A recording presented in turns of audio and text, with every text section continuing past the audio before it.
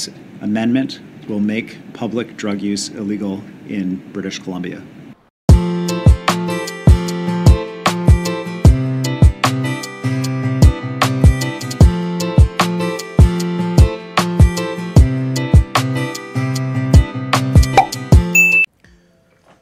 Hi guys, good morning. So, today is Sunday. Meron kasing napakagandang good news 2 days ago para dito sa BC, no? Para sa British Columbia. And gusto ko lang din i-share kasi nga napakagandang news nito. Tsaka talagang natuwa ako at saka yung family ko nung narinig namin tong news na to, no? Kasi yung news na yon is about sa paggamit ng illegal substance. Alam naman natin na dito, I think sa buong Canada, yan yung isa sa mga alam na natin na problema talaga, no? Na kailangan gawan ng solusyon. So, yung news, pwede nyo makita yan dito sa BC mismo yun na nakalagay dito. BC moves to ban drug use in public spaces, taking more steps to keep people safe. Right? So kasi guys, isa to sa isa sa mga nakita kong problem nung pagdating namin dito, no? Kasi kahit saan namang country merong maganda, merong pangit, right? So isa to sa, for me, hindi maganda na nakita ko nung pagdating pa lang namin dito. Because sa mga hindi nakakaalam, legal po dito ang paggamit ng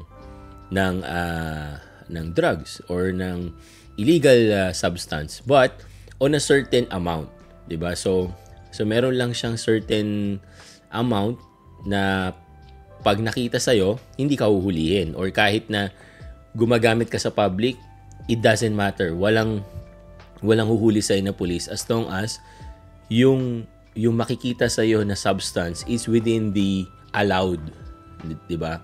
Pero sa akin, for me personally, hindi talaga okay yon, no?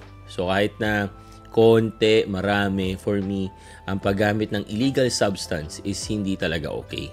Pero it is what it is. Nung pagkarating namin dito, ganyan na yan, diba? So sabi ko, sana in the future mabigyan ng pansin, 'di ba? Magawan ng solusyon.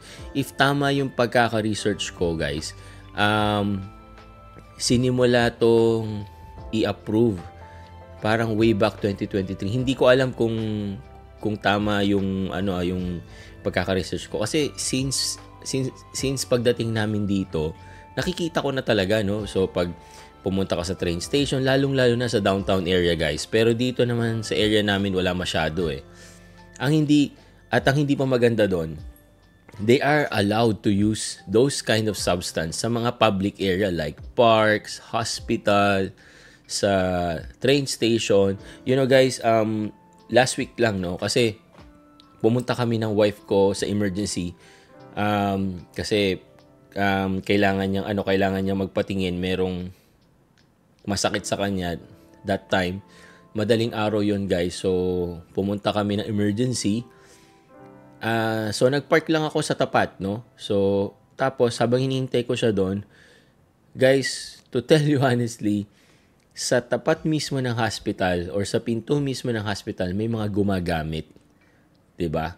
At walang nagpapaalis sa kanila kasi nga walang authority ang mga pulis na gawin yon. Kasi nga, by the law, it's allowed. Di ba? So, kaya din yung wife ko, no, nung pumunta siya sa hospital, ang daming cases is overdose. Di ba? Kaya din medyo tumatagal kasi nga, yung sa paggamit ng illegal na substance. Diba? So ito,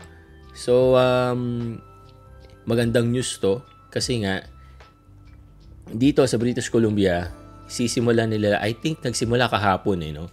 So bawal nang gumamit ng illegal substance sa mga public area like sa parks, sa hospitals, sa train station, bawal na. So ito lang naman kasi guys is ine-equip lang nila yung mga police para pwede silang mag-act within their within the guidance of the law, na pwede silang paalisin or hulihin para din maging safe sa mga tao, no. So I think merong part ng video doon, nagsalita yung si David Eby. Si Mr. David Eby, siya ang premier ng BC. So pwede nating i-share a little bit, right? So tayo dito. Ito guys, pakinggan natin yung short clip. Barely a year after BC proudly announced a Canada first in decriminalizing small amounts of illicit drugs, the Premier is now walking it back. This amendment will make public drug use illegal in British Columbia. Complaints have been growing about problematic open drug use in parks, hospitals, and bus stops. We've heard loud and clear from the frontline police officers, public consumption is a significant issue that needs to be addressed, and major changes are required. A handful of current and former drug users we spoke with say decriminalization has gone too far. It's permission to do it wherever you want. Like, sit on the sidewalk and use rigs while we have little children walking by us. Everybody's like going, yeah, like we can do anything we want now. So if they thought they were helping them, they're actually, they hurt them 10 times more. The changes will recriminalize drug use in public places. People who merely possess drugs won't be arrested unless they're threatening public safety or causing a disturbance. Several mayors support the change, so does the BC Nurses Union, which raised concern over drug use inside hospitals. But some experts warn the overall drug crisis is much bigger than simply giving power back to police to make arrests. Playgrounds should not have people injecting drugs on them. That makes complete sense. Right. But people are only injecting in inappropriate environments if they don't have access to appropriate environments. And that's the goal that we need to have. And some advocates say lives are at risk. One of the things about decrim is we wanted to bring people out of the alleys. People use in the alleys because they're afraid of the cops, afraid of getting arrested, so they die alone there. With political opponents forcing the issue to the forefront of an upcoming election, it leaves this provincial government with a lot still to wrestle with in its fight for public support. Tanya Fletcher, Yun. So guys, nakita nyo naman yung clips, no? Kaya din nung nakita to ng wife ko, pati ako, masayang-masaya kami, guys. Kasi, syempre, for the safety din of our kids, di ba? Kasi, kaya nga kami nagpunta dito para din sa kids namin, para sa future nila, no? So, for us, hindi talaga siya magandang image at saka hindi din magandang tularan ng mga bata na nakikita nila na welcome ang drugs, di ba? Kaya din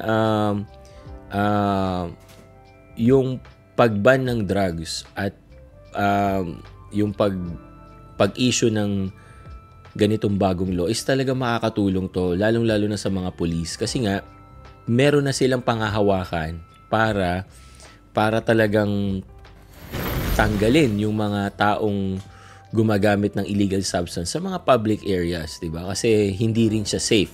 Although guys, sa totoo lang, of course, nanggaling din tayo sa Philippines, 'di ba? Alam natin kung ano yung impact ng drugs sa tao, 'di ba? Pero kasi to tell you honestly guys, hindi ko pinagtatanggol yung mga drug users or whatever dito. Pero wala pa akong nakitang parang talagang major incident na nag-cause dahil sa mga drug users. Hindi kasi katulad sa atin, di ba, yung mga napapabalita sa atin sa Philippines na kapag nakagamit ng drugs, nagwawala or nananakit, di ba? Dito guys, so far sa tinagal namin dito, 2 years na kami, wala akong masyadong naririnig, no, na talagang drug related. At tawag nga namin sa kanila guys, mga zombies eh. Kasi guys, kapag nakagamit talaga sila, as in, alam mo yung lutang sila na talagang parang hindi na sila makagalaw, na nakayuko na lang sila, parang ganon. Na nung nag-uusap nga kami ng wife ko, na sabi ko, bakit kaya nila ginawang legal ang paggamit ng drugs, no?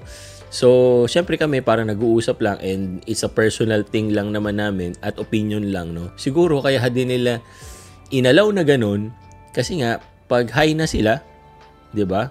Matutulog na lang sila sa daan, or parang yun nga yung sabi ko, parang zombie sila. So, hindi na rin sila makakagawa ng crime, 'di ba? Pero still, we don't agree na talagang gumamit ng illegal substance, 'di ba? Kasi syempre tsaka tayo mga parents, we have that responsibility to our kids to provide them ng magandang environment. And of course, we need to explain to them kung anong nangyayari, di ba? So, kaya kami, we are so happy, seeing this news. And, pero, again, ito is just a part of it. Kasi nga, kung tutusin, as per the news nga, as per dun sa website din ng BC government, hindi naman siya totally binan, 'di ba? Kumbaga kung nasa tamang place ka pa rin, kumbaga nasa private house ka or nasa bahay ka or basta hindi dun sa mga public places, hindi ka huhulihin. Hindi katulad sa atin sa Philippines, talagang wala. Hindi talaga siya pwede, bawal, 'di ba? Although kasi dito it is what it is, 'di ba? So yun ang naging desisyon ng Canada, na on some sort illegal siya, parang ganon, 'di ba? But again, different opinion 'yan eh. Pero for us, ako personally, never ako naging okay sa paggamit ng drugs, 'di ba? So sana in the future, talagang for me, total ban sana, no? Whether you are in your private house or private place or whatever, kung nasan ka man, paggamit ng drugs is not okay. 'Di ba?